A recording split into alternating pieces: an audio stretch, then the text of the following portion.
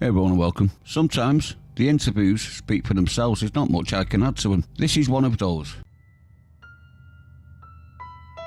The core is rotten, and I can behold the tide.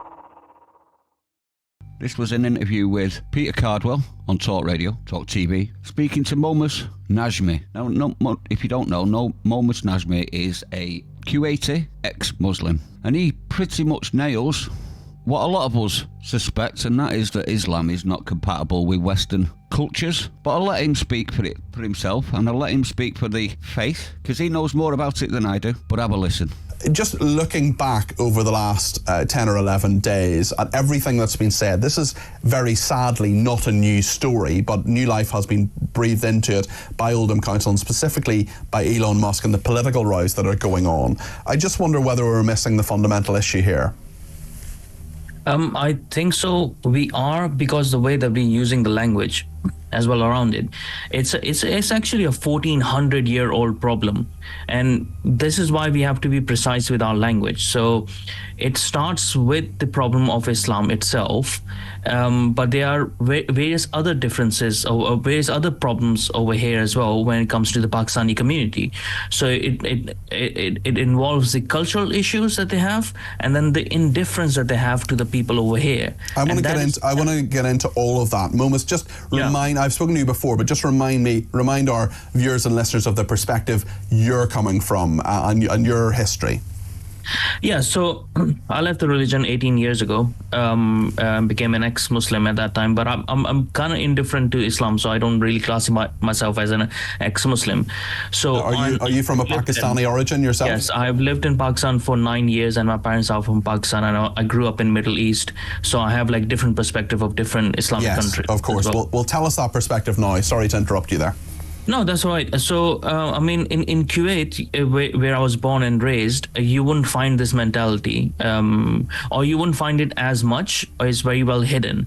But it is done to non-Muslims. So they would have like mates from Philippines and stuff like that come in, and those mates, when I was growing up, used to find that themselves being thrown out of the balconies, or they fell out of the balconies and stuff after being raped by the people who got them over there, right? So this is a very common issue that happens to people who are non-Muslims in Islamic countries, where people who have the ability to do it, they will do it. And the people who do not have the ability to do it will not do it.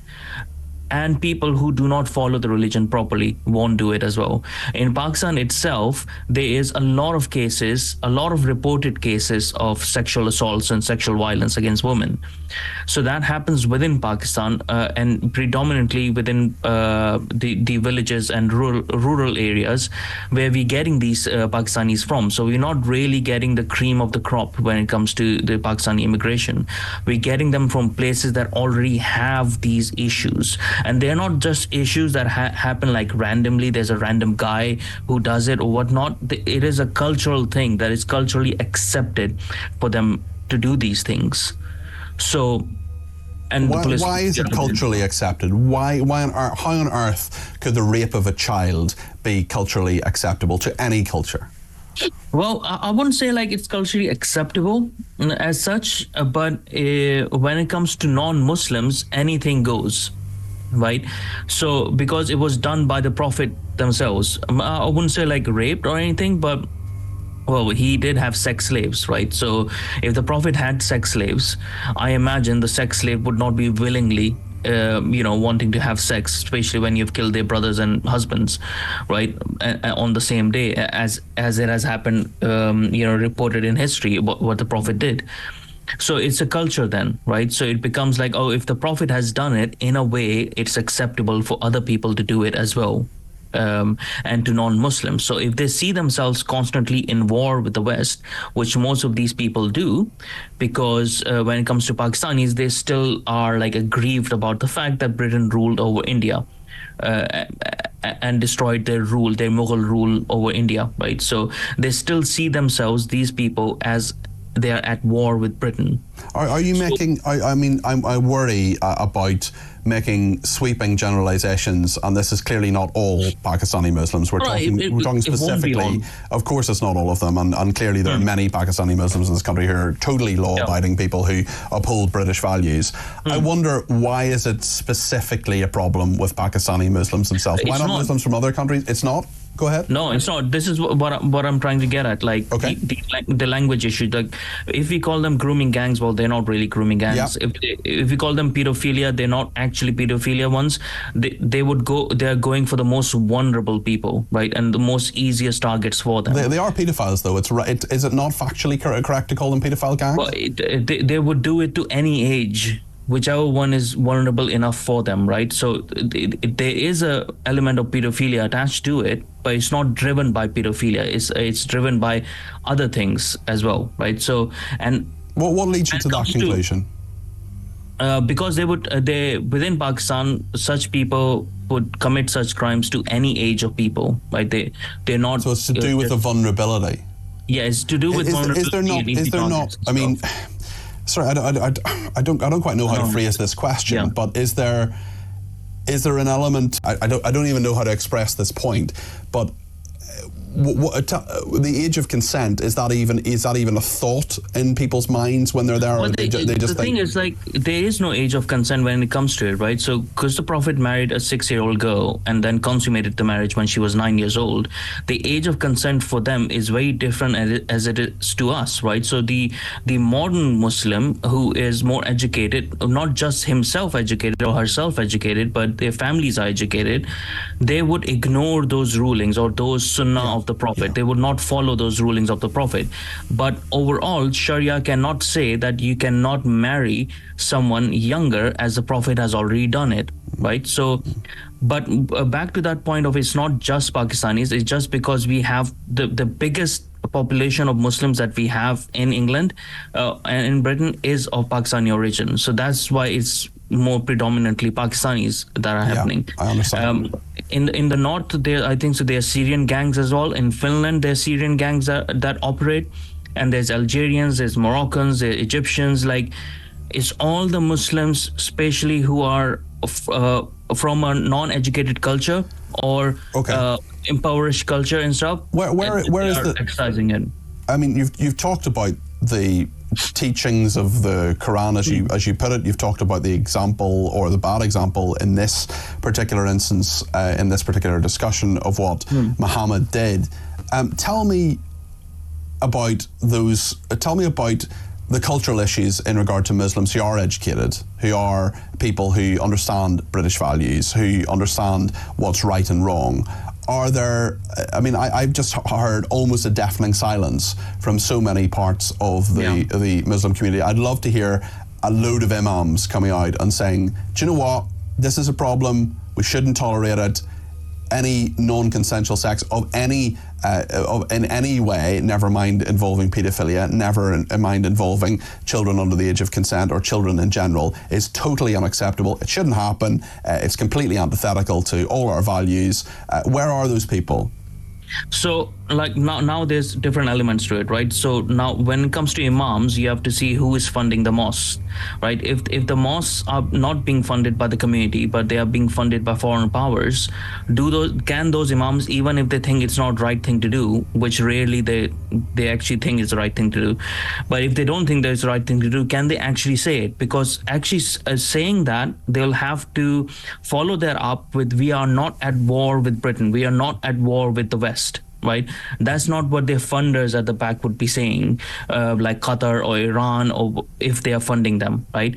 And then it comes to the point of moderate Muslims. Now, the problem with moderate Muslims is they don't understand Islam properly themselves. They don't know their religion because they're not really following it. They just associate as a cultural Muslim, right? So they cannot really go against theological teachings, or they cannot define that. They cannot say this is completely wrong when there is examples of the Prophet doing it. And in Islam, you're supposed to do is good exercise, is good practice to do whatever the Prophet has reported to have done, right? The other point as well is, which is the major point of this, is the difference between Dubai, let's say, like how Dubai is dealing with it, Saudi Arabia is dealing with it, compared to us, is that we are not applying our own laws for fear of being called a racist or being called Islamophobic or whatever the name that they can come up with. Dubai and Saudi Arabia don't do that. They apply their laws properly. So if we apply the laws properly, those moderate Muslims who actually don't know their religion properly and are usually bullied by Islamists and imams and stuff into just, keeping quiet, so they themselves don't get ostracized from their own communities or called out and stuff, they won't have to worry about it. We will have a stronger hand. And the law will be applied equally to everybody, which is what should happen in the first place. A lot of people blame institutional aspects for the paedophile gang scandal. A lot of people say that this is to do with councils, it's to do with police turning a blind eye, it's to do with authorities, the racism point, the worry about being accused of racism. How much of it is that, do you think, in your estimation, how much do you think of it as that, and how much do you think it is of people, for cultural reasons, turning a blind eye? I think so. That's a factor as well. So that's the thing. Like, there's no one single silver bullet of understanding what the problem is. This is why we need a thorough investigation of which were the nefarious actors within this, which were the people who just didn't want it to be called a racist or something, and basically were incompetent in doing the job and protecting the community. Right. So this is why we need a huge investigation into it, because there's elements within the Pakistani community within Britain who would have done it not because they agreed to it, but because they thought what the repercussions would be to them, right? So let's say if I'm a politician and I have, like, I'm a Pakistani politician, I have a huge extended family, as they usually do. One of the cousins is doing it, right? I have no idea. They come into a family gathering, they take pictures with me, right? As you usually do, like, oh, it's a wedding or something, they take pictures of what. Now those pictures are out there. Right, so, and they worry like, oh, if this come out, my cousin has actually done it. If this come out, then it will affect my career. Yeah. So how do I bury that, right? So there's a lot of self-interest and stuff, but it also comes down to the fact that maybe the Pakistani community, majority of the Pakistani community, are indifferent to the native British population, as if they're not seeing them as their own.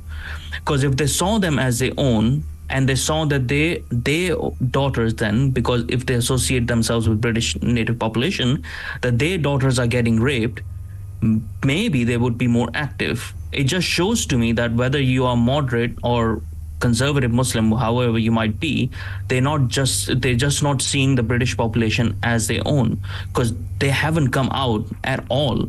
Can that change at all? Can there ever be a cultural change that says, actually, you're integrated, or is it too late? Actually, these are British values. These are things that are unacceptable. And similarly, that someone who doesn't look like you and someone who doesn't share your background necessarily is actually the same as you, because we're all human. Well, I think so. This is the problem. Like, because we think everyone is human and everyone is equal, that means everyone just thinks the same. Right, that's not really true. And for someone to assimilate into another culture, they have to make an active choice. Yeah. And if they're not making it, then the application of the law should be there. So the thing, like, another thing that even Ben Habib pointed out was that we have a treaty with Pakistan where we can send these criminals back to Pakistan and they will accept it. They can trigger that treaty. We are not doing it because we are not applying the law. Right, so it's not a problem of the Pakistani government. It's not even the problem of the Pakistani people over here. It's the problem of us. We are not enforcing that this is the culture. There is a monoculture which is overriding British culture, and apart from that, you can have a secondary culture, but that culture has no, nothing of additional will be given to them. No excuses and whatever will be given to them. You have to follow this culture. If you don't like it, then you can leave, right? And that would happen the same if you were in Pakistan. If you were in Pakistan and a bunch of white British people went over there and started their own cultural enclaves, they won't be allowed. They will be kicked out by the military, right? So we are allowing these things to happen. So that needs to stop first, and then we have to assert that this is the British culture. Then we can have assimilation of people, but it will only happen in very low percentages because it's rare for someone to completely detach themselves. Now, I personally don't think Islam can change. It's not allowed to change. He did say, didn't he, all the way through that the imams and the extremists rule the roost. They dictate what happens with the moderates, conservatives, all the rest of them. And because of that, it's not allowed to change, is it? Everything he said through that just proves to me that in 14 years they've not changed, and in another 14 years they still won't have changed. So all of this pipe dream talk of integration, etc., in my honest opinion, is for the birds. Let me know what you think, though. I'd like to know your opinion. Stay sane, everyone. I'll see you in the next one.